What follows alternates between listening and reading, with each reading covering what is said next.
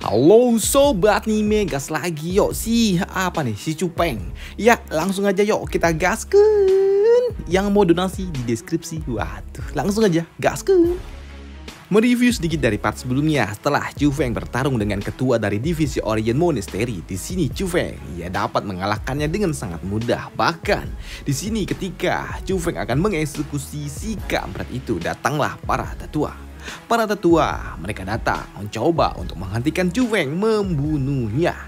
Di mana salah seorang tetua berujar, "Hei, kalian berasal dari satu sekte yang sama. Kenapa kalian saling membunuh? Hei, anak muda, sudahlah, ayo kita akhiri ini semua." Mendengar hal itu membuat Cupeng dia murka. "Aku paham maksud Anda. Tapi ya, saya ingin bertanya satu hal. Ketika saya yang kalah, apakah Anda akan membela saya?" Ucap dari Cupeng yang tidak dapat dikomentari apapun oleh master tua itu. Dan melihat para master tua itu terdiam, membuat Cupeng dia kesal. Sembari mengacungkan jari tengahnya, Cupeng dia berujar, "Kalian semua tetua yang berasal dari afiliasi dari Orient Monastery, ya kan? Maka dari itulah kalian membela Leo ini sampai seperti ini." Yang artinya, apakah kalian mencoba untuk membela murid yang berasal dari aliansi, afiliasi yang sama dengan kalian dengan menggunakan status kalian sebagai tetua dari Canut ini? Mendengar apa yang dikatakan oleh Cupeng kembali membuat Pak Tua itu kesal. Di mana Pak Tua itu dia berujar, "Hei Cupeng, hentikan omong kosongmu. Di tempat ini kalian semua hanyalah murid. Bahkan jika kau yang kalah sekalipun, aku tidak akan membiarkan Leo menyakitimu." Mendengar omong kosong itu membuat Feng dia kesal. Maka dari itu Cupeng dia berujar, "Jika kalian berdua memang menyayangi kami sebagai para murid-murid dari hutan Canut ini, kenapa kalian tidak menghalangi kami saat kami menyetujui kontrak pertarungan hidup mati ini, Ujar dari Cupeng yang membuat para tetua lagi-lagi tidak dapat membalas kata-kata Cupeng. Namun karena tidak dapat membalas kata-katanya, membuat Pak Tua ini dia malah menyerang Cupeng secara personal. "Hei anak muda, biar ku nasihati kau, jangan terlalu bersikap sombong." Sombong? Ya, kalau tidak sombong, lantas bagaimana bisa aku dipanggil sebagai anak muda, ya kan? Sambut dari Cupeng yang membuat Pak Tua itu benar-benar sangat murka dengan Cupeng. Sedangkan untuk Cupeng sendiri, ia pun berujar kepada si kampret Lei, "Oi kampret, kau memilih jalanmu sendiri. Entah itu jalan yang benar ataupun salah, kau harus menanggungnya sendiri. Kalau kau ingin menyalahkan seseorang, ya kau hanya bisa menyalahkan dirimu sendiri. Maka dari itu selamat tinggal. Aku akan menyelesaikan urusanku dengan dirimu." Ujar dari Cupeng sebelum ia mengeksekusi si kampret Lei itu. Yang membuat si kampret Lei dia semakin takut akan kematiannya yang ada tepat di depan matanya. Dan itu membuat dirinya memohon, meminta tolong kepada para tetua. "Tetua, tolong selamatkan saya." Namun melihat Cupeng yang sepertinya memang berniat untuk membunuh si kampret itu, membuat Pak Tua itu datang mencoba menghentikan Cupeng secara langsung, yang membuat nenek tua ini dia langsung masang badan sembari berujar, "Hei, akulah yang memimpin pertarungan ini. Apakah kalian tidak peduli dengan keberadaanku?" Ujar nenek tua itu. Dan untuk kampret tua ini dia berujar, "Hei teman kecil Cupeng, aku hanya ingin mengatakan satu hal. Maukah kau mendengarkanku dan mengampuni bocah Lei?" Namun mendengar lagi-lagi permintaan kampret itu membuat Feng dia kesal. "Tidak, aku sudah bertekad untuk membunuhnya." Ya, Cupeng dia benar-benar membunuh si kampret Lei di depan para tetua. Melihat ketua mereka dihabisi oleh Cupeng, membuat murid-murid dari divisi Orient mereka semua murka. "Cupeng, apakah kau tidak mengerti soal persaudaraan satu sekte? Cupeng, kau adalah monster, sialan." Ya, protes mereka para sampah-sampah divisi Orient ketika ketua mereka mati. Dan jelas mendengar hal itu, mendengar protes-protes yang tidak perlu itu membuat Feng dia kesal. Hah, kampret, persaudaraan apaan? Saat si kampret Lei itu dia meminta divisi Dragon Tiger untuk menyerang divisiku. Dan saat itu dia ingin mengatakan kalau ingin membunuhku. Hah, apakah dia memikirkan tentang persaudaraan satu sekte? Hah? Mendengar apa yang dikatakan oleh Chu Feng membuat bocah Yuan King dia kesal. Chu Feng, kau masih berani-beraninya melakukan fitnah di hadapan para tetua. Di sini si kampret Yuan King dia juga berujar, tetua, mohon usir Chu Feng dari sekte kita. Dia tidak layak di tempat ini, ujar bocah si kampret Yuan King ini yang didukung oleh para murid-murid dari divisi Orient. Namun untuk Nenek Shi yang mendengar hal itu membuatnya kesal. Kalian semua tendanglah. Apakah kalian semua ingin memberontak? Ini adalah pertarungan hidup mati dan kontrak ini telah ditandatangani oleh mereka bersama. Dan ini sangatlah wajar jika Chu Feng membunuh bocah Wei Lei. Waduh. Namun tak lama setelahnya, datanglah para tetua lainnya. Dan kali ini yang datang adalah para tetua dari Departemen Hukum. Ya, melihat kedatangan mereka, di sini ketua dari divisi Ascension, mereka tahu kalau ini akan menjadi repot. Hei, kenapa mereka ada di sini? Firasatku ini akan menjadi buruk, pikir bocah Ascension ini. Dimana dia juga sadar, ya, Departemen Hukum sepertinya mereka ada di pihak divisi Orient. Dan tebakan itu ternyata benar adanya ketika tetua dari Departemen Hukum dia berujar, tetua Shi, soal pertarungan hidup mati dan aturannya, ya memang Chu Feng itu benar. Tapi aku ingin bertanya, apakah mereka memiliki dendam yang besar hingga layak harus diselesaikan dengan cara membunuh, ujar Pak Tua itu yang membuat tetua Shi dia berujar, ya tetua Yin, ini adalah pertarungan hidup mati dan aturan pertarungan itu diatur oleh leluhur kita. Dan karena ini sudah sesuai dengan aturan, jadi di sini Chu Feng dalam kasus ini dia tidak bersalah, ujar tetua Shi. Namun di sini kampret ini ya tetap tidak peduli dengan berujar, tetua Shi, aku berbicara dengan Chu Feng dan tolong kau jangan ikut campur. Mendengar hal itu membuat Chu Feng dia kesal. Para tetua, jika kalian menganggap kalau ini salah, kenapa kalian tidak datang menghalangi pertarungan ini dari 3 hari lalu? Dan kenapa kalian baru datang hari ini? Ya, sembari menendang kepala bocah Lei yang udah putus. Di sini Chu Feng dia berujar, apakah para tetua dari Departemen Hukum datang hanya khusus untuk diriku?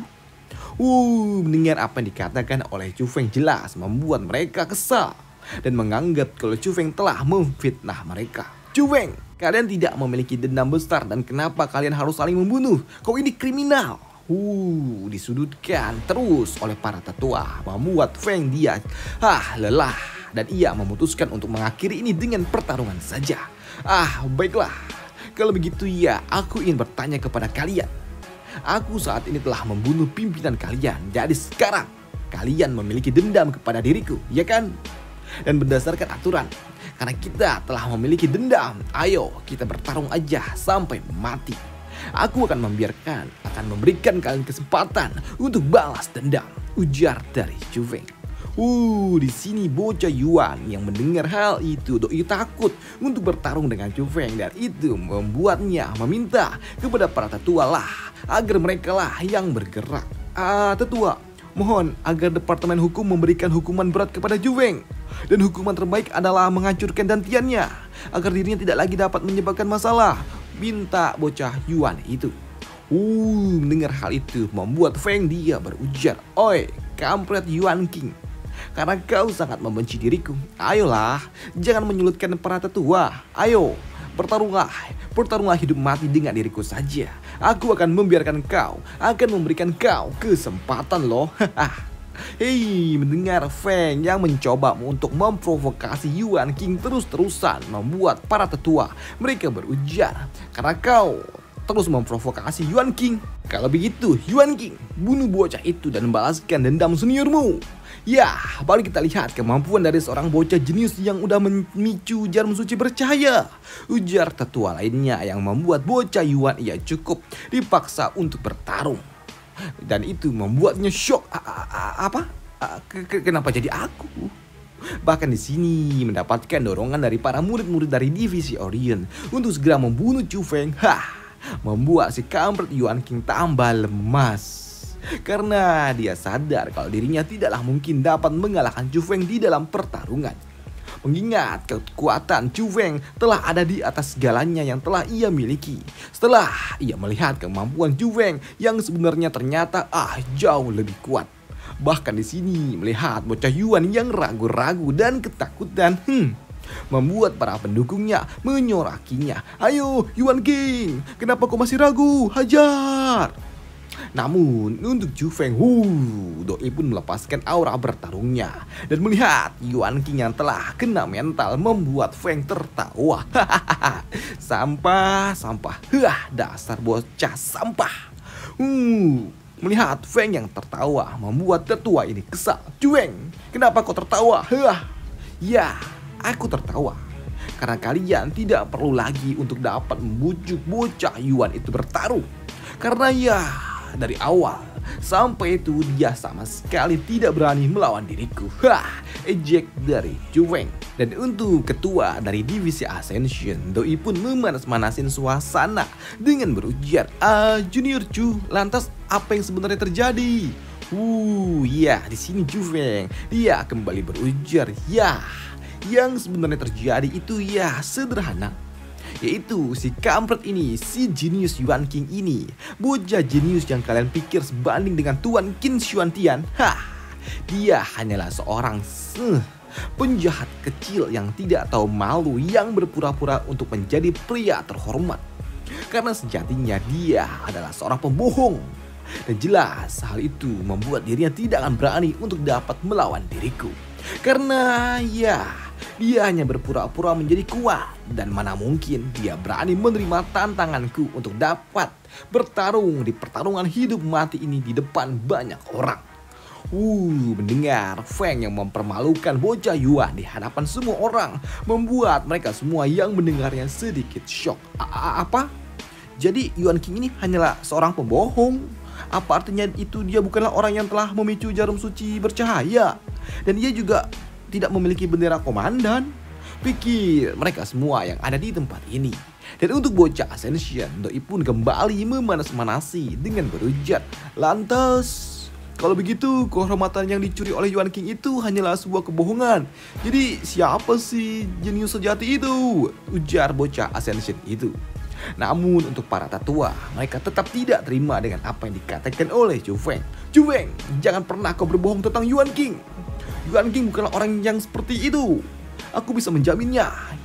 Chu Feng, kalau kau tidak berhenti memfitnah reputasi orang lain, jangan salahkan aku yang akan bertindak kasar kepada dirimu. Mendengar hal itu di sini Feng dia berujar, hei tetua, kalian katakan kalau kalian bisa menjaminnya, ya kan? Baiklah, biar kutanyakan kepada dirimu Yuan King.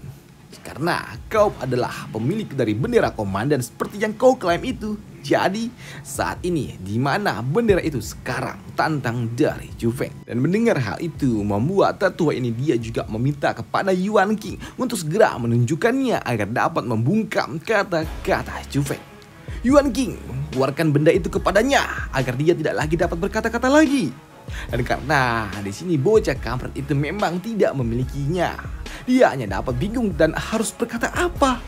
Dan itu memaksanya harus berbohong lagi dengan berujar, bendera itu sayangnya telah hilang. Bendera itu udah hilang tetua, ujar bocah Yuan itu. Apa? Kau kehilangan bendera itu? Ya tetua, maafkan saya. Seharusnya saya kabarkan ini lebih awal. Harusnya saya tidak menutupinya. Tolong hukum saya tetua, ujar bocah Yuan itu. Sedangkan untuk Chu Feng yang tahu kalau itu semua hanyalah sebuah kebohongan, membuatnya tertawa. Hilang? Menurutku itu bukanlah hilang, karena kau sejatinya memang tidak pernah memilikinya. Bahkan kau juga tidak pernah tahu seperti apa bentuk dari bendera komandan itu. Dikatakan berbohong membuat bocah Yuan King dia tidak terima. Chu Feng, jaga bicaramu. Bendera itu memang hilang. Terserah kau mau percaya apapun tidak ataupun tidak. Di sini bocah Yuan dia juga berujar, Juweng, aku paham. Hanya karena kita pernah memasuki kolam suci bersama-sama dan yang memicu jarum itu adalah aku dan bukannya kau. Jadi kau sebenarnya hanya iri dengan diriku, ya kan? Jadi ya kau melakukan ini semua hanya untuk memfitnah diriku, ya kan? Aku iri dengan dirimu, cemburu denganmu. Hei Yuan King, kau ini terlalu percaya diri, sambut dari Chu Feng. Yuan King, kau bilang benderanya hilang, ya kan? Sekarang bisa kau jelaskan bagaimana bisa kau menghilangkannya? Coba kau jelaskanlah, ujar dari Chu Feng. Ya, aku kehilangannya saat terakhir kali aku menjalankan sebuah misi. Dan tas penyimpanan milikku telah ditelan oleh monster yang sangat ganas. Oleh karena itulah, aku tidak dapat menemukan bendera itu lagi hingga saat ini, ujar bocah Yuan itu. Mendengar hal itu membuat Feng dia berujar tidak bisa menemukannya. Nah, semuanya tolonglah lihat ini. Kalau begitu, ini apa? Ujar dari Chu Feng sembari mengeluarkan bendera komandan. Hei, melihat Chu Feng mengeluarkan bendera komandan yang jelas membuat mereka semua yang melihatnya shock. Bagaimana bisa bendera komandan ada di Chu Feng? Apakah artinya Chu Feng selama ini benar? Dan itu juga membuat mereka berpikir apakah selama ini Chu Feng lah yang telah memiliki bendera komandan itu dan bocah Yuan King telah mengambil kehormatannya. Dan itu semua jelas membuat bocah Yuan King mendapatkan banyak tekanan dan mendapatkan banyak pertanyaan dari para teman-temannya sendiri. Dan itu membuat dirinya jadi shock. Bagaimana bisa ini terjadi? Dan untuk dapat menutupi kedoknya, doi berujar, Chu Feng, jadi selama ini kau yang telah mencuri benderaku. Chu Feng, aku tahu kalau kau memang membenciku dan iri kepadaku. Bahkan kau merencanakan ini semua untuk menjatuhkanku. Ujar bocah Yuan seolah-olah merasa tersakiti. Atau bahasa kerennya itu playing victim. Waduh. Lah, jelas hal itu membuat Feng kesal. Oi, kampret. Kau terus mengatakan kalau aku membencimu dan ingin menjatuhkan dirimu. Hei, berhentilah berbicara dan lakukanlah sesuatu. Karena kau katakan kalau kau yang telah mendapatkan bendera ini, kau pasti memiliki kekuatan untuk merebutnya, ya kan? Kalau begitu, ayo, ambillah kembali bendera komandan ini dari diriku. Dan asal kau bisa mengambilnya, maka selama ini berarti aku salah telah menilai dirimu. Dan bocah Yuan dia malah mengambil langkah mundur setelah ditantang oleh Chu Feng. Dan melihat bocah Yuan yang terus menghindari tantangan dari Chu Feng, membuat mereka semua yang ada di tempat ini semakin yakin kalau sepertinya apa yang dikatakan oleh Chu Feng benar adanya. Dan aku tak percaya kalau ternyata dia akan ketakutan seperti itu. Apakah artinya selama ini Yuan King itu sampah? Memalukan. Namun untuk si kampret ini, doi masih berkelit dengan berujar, Chu Feng, jangan pikir kau bisa memutarbalikkan fakta untuk bendera komandan itu. Karena kau tahu untuk merebut bendera itu bukan menggunakan kekuatan bertarung, tapi menggunakan kekuatan spiritual, ujar bocah Yuan itu yang membuat Chu Feng dia tersenyum. Kekuatan spiritual katamu, ya kalau begitu apakah kekuatan segini cukup? Ujar dari Chu Feng sembari melepaskan aura spiritual miliknya yang membuat bocah Yuan ia shock dan juga ketakutan. Sedangkan untuk ketua dari divisi alkimia dan juga divisi perlengkapan artefak, mereka berdua kini saling berebut untuk merekrut Chu Feng agar mau masuk bergabung dengan departemen mereka. Sedangkan untuk Chu Feng, oi junior tiada tara, cepat tunjukkan aura spiritual milikmu dan bertarunglah dengan diriku. Ayo kita lihat seberapa besar kekuatan spiritualmu. Ditantang terus menerus dan dipermalukan membuat bocah Yuan itu kesal. Dan itu jelas membuat dirinya harus melompat untuk menghajar Chu Feng. Namun itu tidaklah mungkin dapat dia lakukan. Bahkan di sini Chu Feng dapat dengan sangat mudah menghantamnya dan memberikannya salam olahraga yang membuat bocah Yuan itu terhempas. Dasar sampah, ujar dari Chu Feng. Dan atas apa yang telah dilakukan oleh Chu Feng menghajar bocah Yuan seperti ini, seperti menghajar seekor serangga, membuat para tetua mereka shock. Karena memang sejatinya bocah Yuan itu hanyalah seonggok sampah. Dan sampai jumpa di part selanjutnya. Bye, thank you.